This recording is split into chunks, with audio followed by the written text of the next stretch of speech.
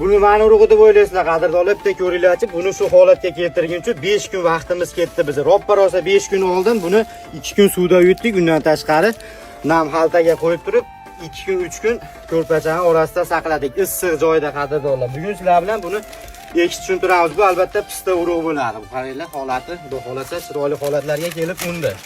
Xuddi shu holatda chirindini qilib olganmiz. Bu yerda tuproq bor, biyago'miz chirindi hamda ozroq qum aralashgan. Xudo xolasa shunaqa qilib tayyorlab olamiz. Mana. Qo'yib turib, o'rtacha holatda yaxshilab bosib olib turib 2 sm, 3 sm ko'milish kerak. Mana. Bitta tashlab olib, o'rtaga qo'yib, xudo xolasa sekin yana ustiga tashlaymiz. Bo'ldi.